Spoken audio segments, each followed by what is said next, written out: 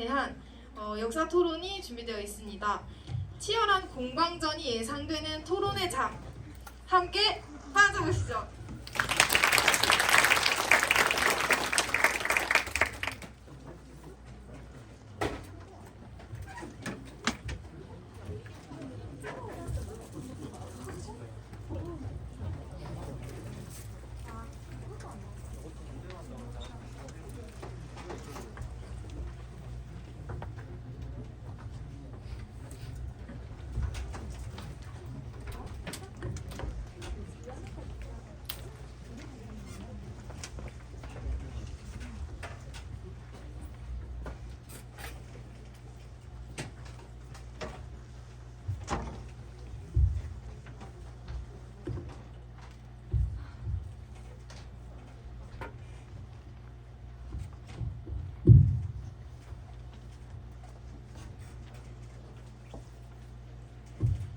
안녕하십니까. 저는 이번 역사교육과 소재의 곳 역사토론의 사회를 맡게 된 손태호입니다.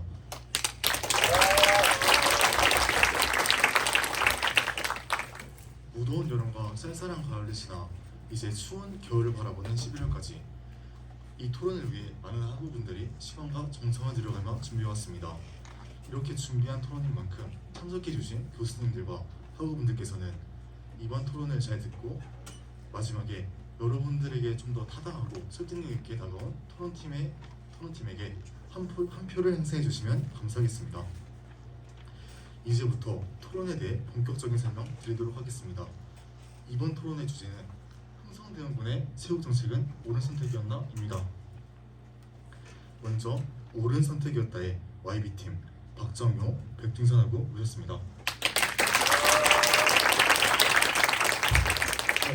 안녕하십니까. YB팀의 21학번 박정효, 1학번 백준산입니다. 이번엔 세국정책은 옳지 못한 선택이었다에 OB팀 서윤범, 강영주하고 모셨습니다. 안녕하십니까. OB팀의 20학번 서윤범, 20학번 강연주입니다. 네, 두 팀 모두 좋은 토론 부탁드리겠습니다. 토론에 들어가기 앞서 원활한 토론 진행을 위해 세국정책은 옳았다의 YB팀을 찬성측 패널로, 세국정책은 옳지 않았다의 OB팀을 반대측 패널로 부르도록 하겠습니다. 그럼 이제 토론을 시작하겠습니다. 오늘 찬성측 임론 시작해주세요. 네, 임론 시작하겠습니다. 저희가 흥선대원군의 세국정책이 옳았다고 생각하는 첫 번째 이유는 당시 조선의 내부적인 상황이 별로 좋지 못했기 때문입니다. 조선 후기는 정치, 경제, 사회, 문화적으로 내부에 걸쳐서 붕괴 현상이 매우 심화되고 있었는데 순조의 제의부터 외척 세력에 의한 세도 정치가 이어지고 있었습니다. 이들은 각종 부정부패를 일삼았고 민생을 뒷전으로 하여 나라를 혼란스럽게 하였습니다. 세도 정치 시기 동안 국정이 제기능을 하지 못하여 나라의 기강이 해이해졌고 백성들은 굶어 죽을 바에야 반란을 일으킬 지경이 되어 수많은 반란이 일어나게 됩니다. 따라서 각 지역의 경제, 행정이 망가지고 지역 통제 능력이 건국 이래 최고로 약해지게 됩니다. 이에 대한 예시로 임술 농민봉기를 들 수 있습니다. 사회자분 그 자료 띄워주시면 감사하겠습니다. 네, 이 자료는 임술 농민봉기를 기록한 임술록의 일부인데 이를 살펴보면 백성들이 봉기하여 관리를 직접 문책해왔다는 내용이 있을 정도로 당시 조선의 내부적인 상황이 심각했음을 알 수 있습니다. 네, 한 나라의 근대화 작업이 성공하기 위해서는 내부를 다지는 부국 강병이 먼저 이루어져야 합니다. 그러나 당시 행정, 재정, 군사력이 망가진 상황의 조선이 무작정 외세를 받아들였다면 국가는 더 큰 혼란을 맞이하게 되었을 것입니다.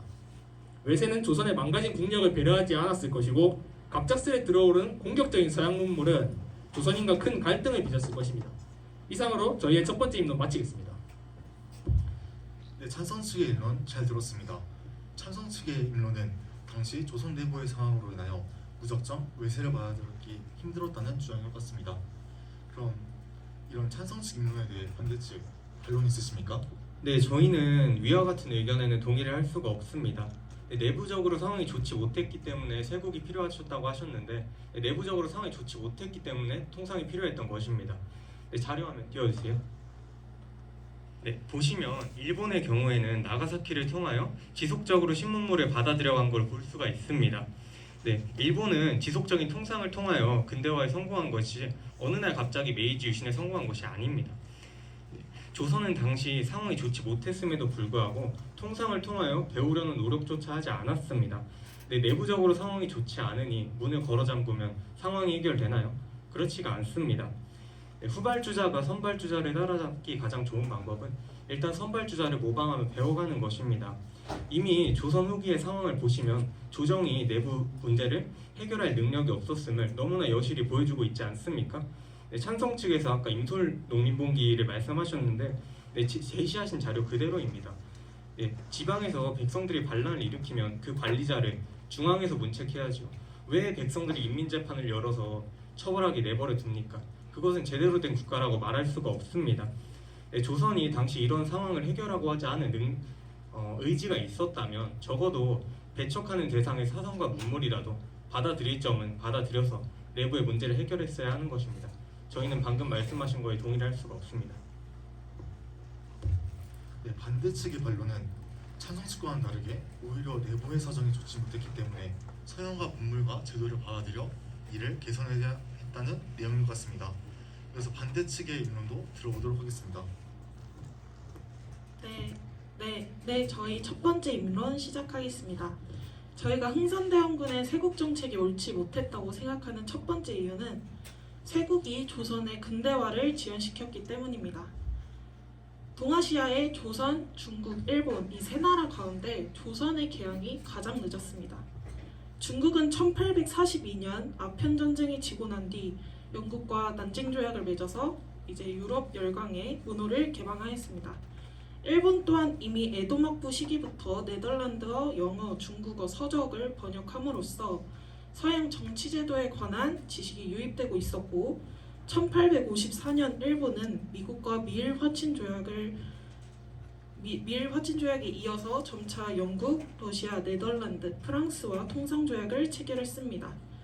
또한 1860년대 이후에는 다수의 사절단과 유학생이 직접 서양 각국의 정치 실태를 체험했습니다. 이처럼 동아시아의 각국들이 개항하여 근대화를 실현해 가고 있을 때 조선만이 세국 정책을 실시하여 근대 사회로 전환하는 중대한 시기를 지연시키고 있었습니다. 사실 조선은 흥선대원군 집권 이전에는 서양의 문물들에 대해 긍정적인 측면을 인정하고 있었습니다. 자료 한번 봐주시기 바랍니다. 네, 그 예로 정약용이 당시 조선에서 한역서약서 읽기가 유행했다고 지적한 것처럼 조선 후기 사회에서 서학에 대한 관심은 높았고 또한 조선의 지식인들은 서양의 과학기술을 받아들이고 있었습니다. 이처럼 조선은 유연한 쇄국주의를 실시하고 있었지만 흥선대원군이 집권하고 그가 펼친 경직된 쇄국주의로 인해 조선은 1876년에 가서야 일본 군함의 폭격 아래 제일 늦게 개항하는 결과를 맞이하게 되었습니다. 이상입니다. 네, 반대 측의 입론 잘 들었습니다. 반대 측은 세국이 조선의 근대화를 지원시켰다는 점과 중국과 일본의 개항을 예로 들어 조선의 근대화가 동아시아 국가들에 비해 늦어졌다는 점을 들어 세국이 옳지 못했다고 생각한 것 같습니다. 이런 반대층의 입론에 대해 찬성 측 반론하시겠습니까? 네, 반박하겠습니다. 저희가 먼저 말하고자 하는 것은 세국이 곧 근대화 지연이 아니라는 점입니다. 중국이 일본보다 개항은 빨랐지만 근대화에서는 뒤처졌습니다.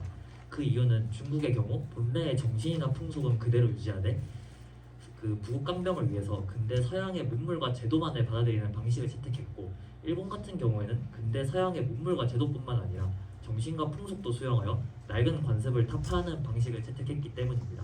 즉 개항의 시기가 빨랐다고 해서 근대화가 신속히 이루어지는 것이 아니라 어떤 방식으로 나아가느냐에 따라 결정되는 것입니다. 만약 조선이 세국이 아닌 개항을 택했다고 하더라도 근대화가 지연되었을 수도 있습니다. 그렇기에 세국이 조선의 근대화를 지연시킨 것은 아니라고 생각합니다. 네, 찬성 측의 반박은 개항의 시기가 빨랐다고 해서 근대화가 신속히 이루어지는 것이 아니기 때문에 세국이 조선의 근대화를 지연시킨 것은 아니다 라는 입장인 것 같습니다. 이렇게 해서 찬성 측과 반대 측의 입론을 각각 들어보았습니다. 이번 입론에서 찬성 측은 당시 조선의 내부 상황이 좋지 못해서 무작정 외세를 받아들여 근대화 작업을 하기에는 힘들었기에 세국 정책을 단행할 수밖에 없었다는 입장이었고 반대 측은 세국이 조선의 근대화를 지연시켰다는 점을 들었습니다. 중국과 일본의 예를 들어 조선의 근대화가 다른 동아시아 국가들에 비해 늦어졌다는 점을 주장했습니다. 이제 두 팀의 두 번째 입론을 들어보도록 하겠습니다. 이번에는 반대측 먼저 입론 시작해 주세요. 네, 저희 두 번째 입론 시작하도록 하겠습니다. 네, 먼저 죄송합니다.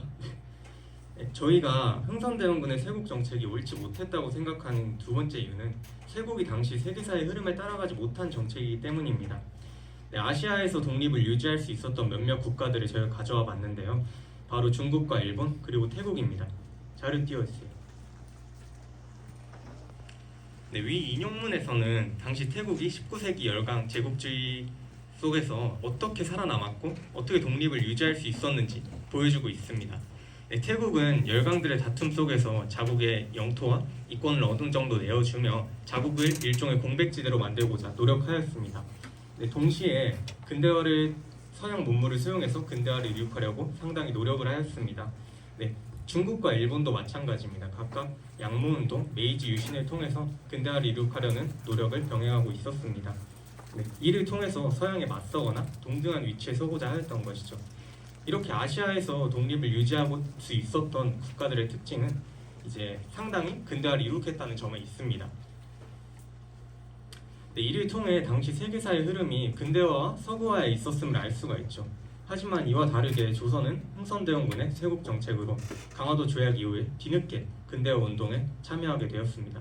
이는 이미 상당히 늦은 시기였지요. 네, 타국에 비해 상당히 늦었습니다. 네, 그 이유는 바로 흥선대원군의 세국 정책이었다고 때문이었다고 저희는 생각을 하고 있습니다. 이상으로 마치도록 하겠습니다. 반대측의 두 번째 입론 잘 들었습니다.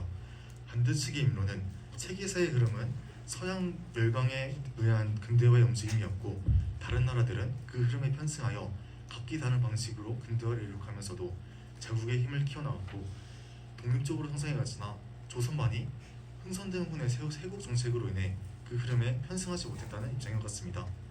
혹시 찬성 측은 이러한 반대측의 입론에 대해 반박하시겠습니까? 네, 반박하겠습니다. 반대측의 주장은 이제 쇠국은 세계사의 흐름을 따라가지 못하게 했다 그런 주장이었던 것 같은데요. 세계의 흐름을 따라가기 전에 아까 말했듯이 국가가 내부적으로 먼저 안정되어야 된다고 생각합니다. 당시 조선은 세도 정치기로 외척 세력들이 이 각종 부정부패를 일삼고 민생을 뒷전으로 하여 나라를 혼란스럽게 하였다고 아까 말씀드렸습니다. 이에 따라서 여러 가지 농민 봉기들이 발생하고 있었기 때문에 당시 조선의 내부 상황은 외세에 집중할 수가 없는 상황이었습니다.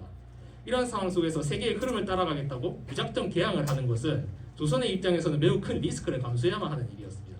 또 당시 흥선대원군의 집권 후에 있었던 오페르트 도굴 사건, 이 사건은 당시 실질적 권력자인 흥선대원군의 아버지 남영군의 묘를 독일인의 오페르트가 도굴한 사건인데 이 사건은 조선에게 있어서는 매우 큰 분노를 일으킬 만한 사건이었습니다. 당시 죽은 사람의 묘를 도굴하는 것은 매우 비윤리적인 일로 성리학을 중시하는 조선의 입장에서는 국민 정서적으로도 쇠국을 고수하는 것이 당연한 일이었다고 볼 수 있습니다. 이상 반론 마치겠습니다. 네, 이번 반박 내용은 당시 조선이 혼란한 상황 속에서 세계의 흐름을 따라가고자 개항하는 것은 조선에게 큰 리스크를 감수하는 일이었기에 쇠국은 옳은 정책이었다라는 주장인 것 같습니다. 이어서 찬성 측도 입론 시작해 주세요. 네, 찬성 측 두 번째 입론 시작하겠습니다. 세국은 서양 국가들의 통상 요구로부터 조선을 지키기 위한 것이었습니다. 흥선대원군의 세국 정책은 이후 국가들의 정세와 문호 개방의 결과 등 당시의 상황을 전제로 두고 이해해야 합니다. 당시 조선은 가장 가까운 청과 일본이 서양 국가들의 접근과 문호 개방 요구에 어떻게 반응했는지 그리고 어떤 결과에 처하게 되었는지를 예의주시하고 있었고 그들이 종국적으로 마주하게 된 결론은 불평등 조약과 그에서 비롯되는 수탈이라는 것을 알게 되었습니다. 대표적으로 청과 영국이 아편 전쟁 이후 체결한 난징 조약과 텐진 조약, 베이징 조약 등과 일본과 미국이 미일 화친 조약에 이어 체결한 미일 수호 통상 조약 등을 예로 들 수 있습니다. 자료 띄워주시면 감사하겠습니다. 네, 다음 자료는 앞서 얘기한 조약들에서 불리한 점만을 따온 것입니다. 내용을 보시면 이렇게 많은 불리한 내용들이 있음을 알 수 있습니다.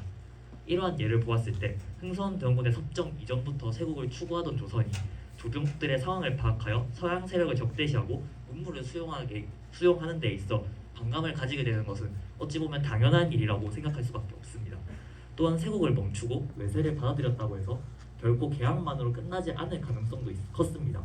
당장에 당시 동남아시아의 여러 국가들이 프랑스와 네덜란드 등의 서양 열강에 의해 국권을 잃게 되었는데 이로 미루어 봤을 때 외세가 불평등 조약을 내세워 개항을 달성한 이후에도 멈추지 않고 조선의 국권을 피탈할지도 모른다는 추측이 가능해지고 실제로 후에 일본이 이러한 방식으로 조선의 국권을 피탈하는 것으로 보아 이는 단순 추측이 아닌 기정사실입니다. 당장에 주변의 중국과 일본도 외세에 굴복한 상황이었기 때문에 조선의 국권이 위협받을 때 도와줄 여력도 이유도 없었을 것이므로 조선이 그러한 상황에 처하게 된다면 조선을 도와줄 국가는 아무도 없었을 것입니다. 네, 찬성 측의 입론 잘 들었습니다. 찬성 측은 당시 동아시아 이후 국가들의 불평등 조약으로 미루어 보아 세국은 서양 국가들의 통상 요구로부터 조선을 지키기 위한 것이었다는 내용인 것 같습니다. 반대 측은 이러한 찬성 측의 입론에 대해 동의하지 않는 것 같은데요. 반대 측 반론해 주세요. 네, 저희는 찬성 측 의견에 동의할 수 없고요.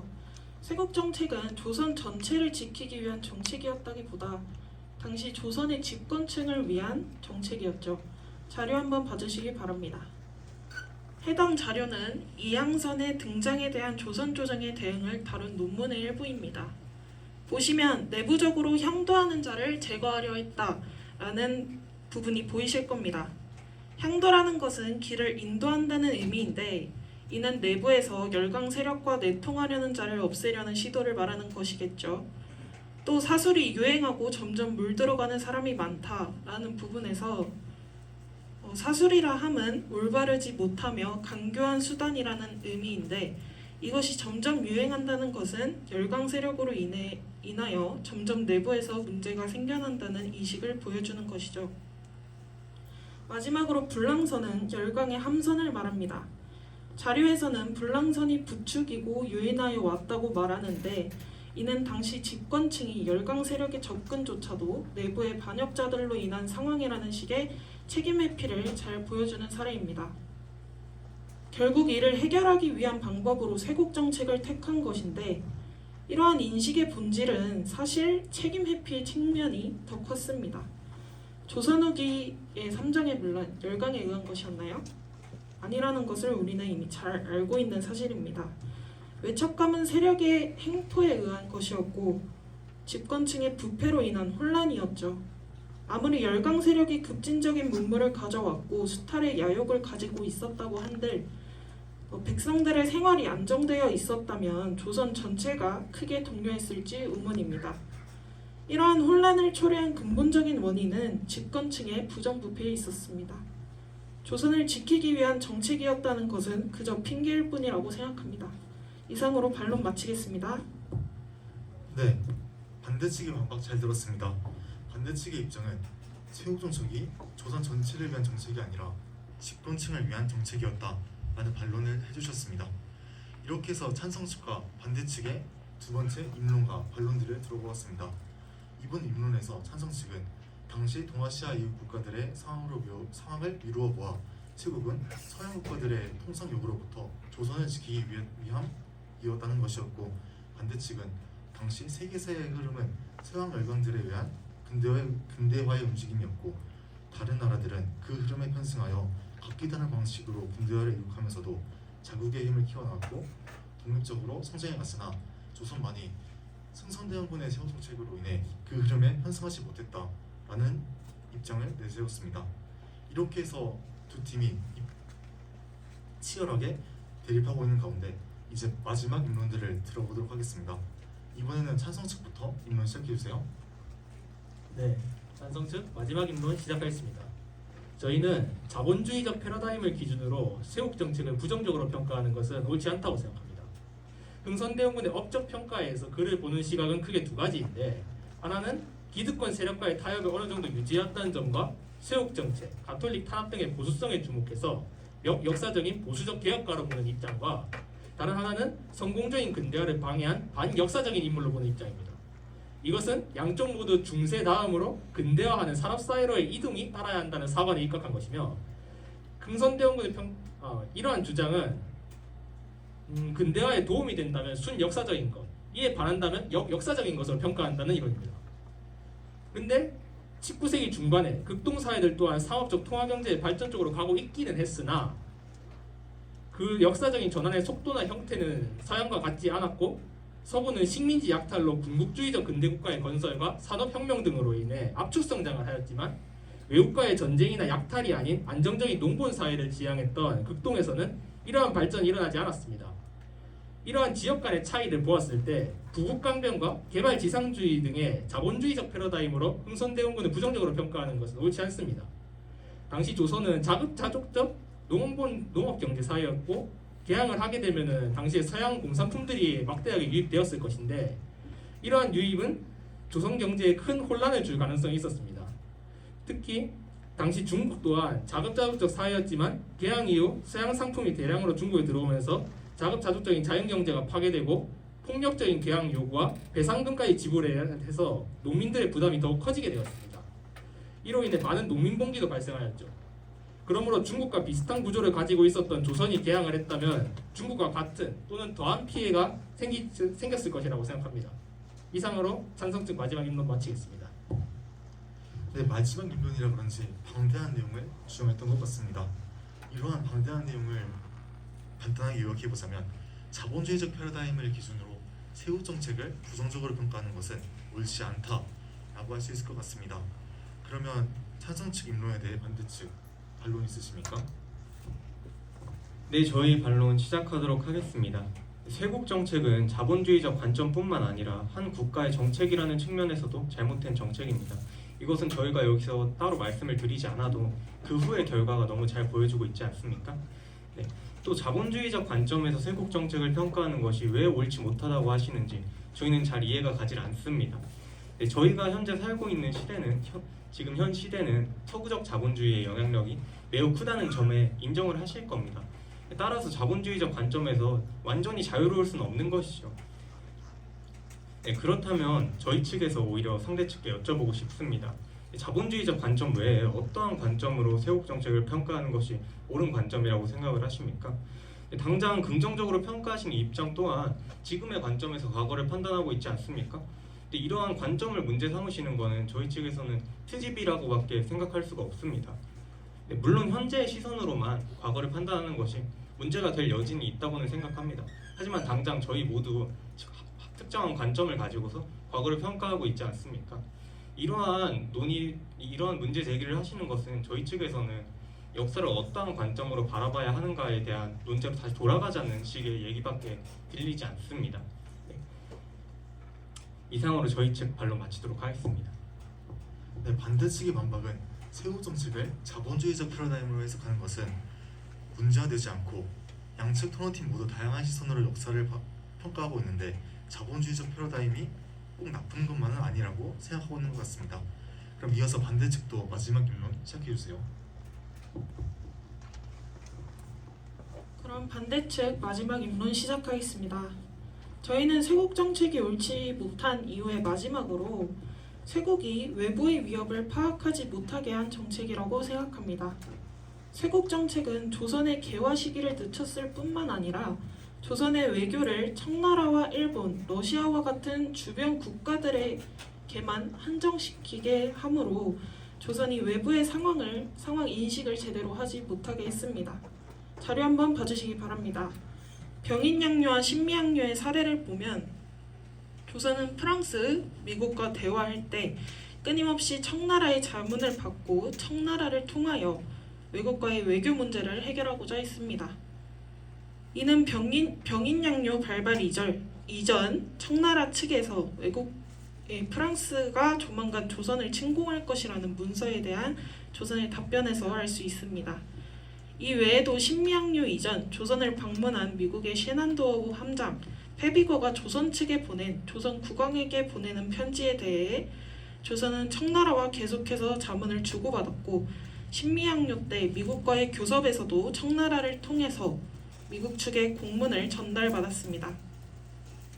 이러한 점을 보면 흥선대원군 시기의 조선은 세국 정책의 연장선으로서 서양과 적극적으로 그리고 주체적으로 교류하고자 하는 의지가 없었다는 것을 알 수 있습니다. 이렇게 조선은 중국과 일본에 비해서 서양의 여러 소식이나 위협에 대해 제대로 인식하지 못하게 되거나 느리고 불명확한 인식을 할 수밖에 없었던 점은 분명 세국 정책의 오점이라고 할 수 있습니다. 이상으로 반대측 마지막 입론 마치겠습니다. 네, 반대측의 마지막 입론 잘 들었습니다. 반대측의 마지막 입론은 흥선대원군의 정권기에는 변화하는 시기를 파악하고 이에 대비하기 위해 내부의 상황을 잘 파악해야 되는 시기였으나 세국으로 인해 조선의 외교를 청나라, 일본, 러시아와 같은 주변 국가들에게만 한정시켜 조선이 서양의 위협에 대해 제대로 인식하지 못하게 했다라는 주장으로 볼 수 있을 것 같습니다. 이어서 찰성수 이에 대해 반박하시겠습니까? 네, 반박 시작하겠습니다. 세국은 외부의 위협을 파악하지 못하게 한 것이 아니라 오히려 외부의 위협으로부터 대응하기 위해 실시된 정책이라고 볼 수 있습니다. 흥선대원군이 세국 정책을 실시하고 척화비를 설치한 가장 큰 이유는 병인양요와 식량료 때문입니다. 서양과의 전쟁이 발생하기 전 흥선대원군은 오히려 서양과 접촉하려는 모습 등을 보이는데 대표적으로 프랑스 선교사인 천주교 조선교구장 베르네와 비밀리에 접촉하였다는 사실에서 알 수 있습니다. 흥선대원군은 베르네에게 종교와 종교에 대한 자유로 러시아의 방비책을 문의하여 이의제를 노렸습니다. 이처럼 조선은 세국으로 외부의 위협을 파악하지 못한 것이 아니라 스스로 외부 서양 세력에 대하여 대응하기 위해 세국 전후로 여러 노력을 했음을 알 수 있습니다. 즉 흥선대원군의 세국 정책은 외부 서양 세력에 대한 하나의 정책일 뿐입니다. 이상 반대측의 의견에 대한 반박 마치도록 하겠습니다. 네, 찬성 측의 마지막 반론은 세국은 외부의 위협을 파악하지 못하게 된 사건이 아니라 오히려 외부의 위협으로부터 대응하기 위한 정책이었다는 내용인 것 같습니다. 지금까지 많은 양의 입론과 그에 대한 반박이 오고갔습니다. 이제 양 팀의 마지막 입장 정리를 들어보고 여러분들의 선택을 받아보는 시간을 갖도록 하겠습니다. 오늘 찬성 측부터 입장 정리 시작해 주세요. 내부적인 혼란, 주변국의 사례, 현대인이 아닌 당대인의 시각으로 바라보았을 때 세국 정책은 옳은 정책이라고 생각합니다. 감사합니다. 네, 다음으로 반대측의 입장 정리 들어보도록 하겠습니다. 네, 여러분 몸이 아픈데 한의학으로 해결할 수 없는 상황이 오면 양의학으로라도 치료하는 게 맞죠. 네, 조선 후기의 상황도 이와 마찬가지로 생각합니다. 감사합니다. 네, 여기까지 찬성 측과 반대 측의 입장 정리 들어보았습니다. 오늘 좋은 토론을 해주신 분들 마지막 인사가 있겠습니다. 먼저 오비팀 인사해 주세요. 네, 오늘 이렇게 학우분들과 토론할 수 있는 시간이 있어서 너무 좋습니다. 감사합니다. 감사합니다. 이어서 YB팀도 인사해 주시기 바랍니다. 네, 오늘 토론 정말 즐거웠고 많은 걸 알게 된 좋은 시간이었던 것 같습니다. 지금까지 YB팀의 박정효 산이었습니다.